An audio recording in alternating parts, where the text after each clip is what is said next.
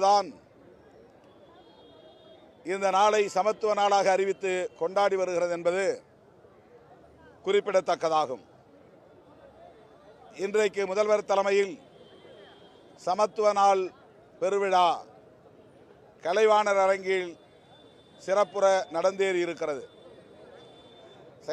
சைதாப்பேட்டையில் நீதி கட்சி தலைவர்களுள் ஒருவரான MC ராஜா அவர்களின் பெயரில் 400க்கும் மேற்பட்ட மாணவர்கள் தங்குகிற பிரமாண்டமான மாணவர் விடுதியை முதல்வர் திறந்து வைத்து சமத்துவ நாள் உறுதிமொழியும் ஏற்று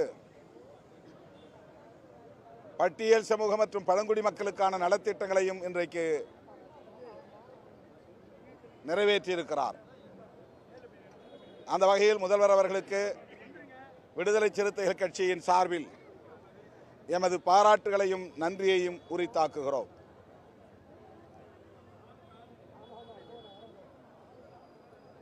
ஆணவ கொலைகளை தடுப்பதற்கென்று சனியே சட்டம் ஒன்றை இயற்ற வேண்டும் என்பதை விடுதலை சிறுத்தைகள் கட்சி தொடர்ந்து வலியுறுத்தி வருகிறது.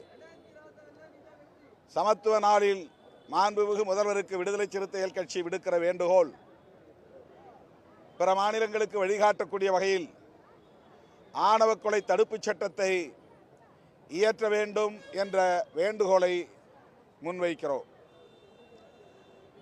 இன்றைக்கு நடைபெற்ற சமத்துவ நாள் விழாவில் புரட்சியாளர் அம்பேத்கரின் பெயரன் திரு பிரகாஷ் அம்பேத்கர் அவர்களும் இந்த கோரிக்கையை எழுப்பியிருக்கிறார் என்பது குறிப்பிடத்தக்கதாகும்.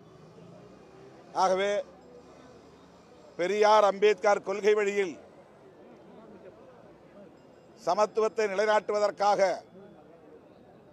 களமாடி வருகிற மாண்புமிகு முதல்வர் அவர்கள் இந்த கோரிக்கையை பரிசீலிக்க வேண்டும், இந்த சட்டத்தை இயற்றி பிற மாநிலங்களுக்கு வழிகாட்ட வேண்டும் என்று கேட்டுக்கொள்கிறேன்.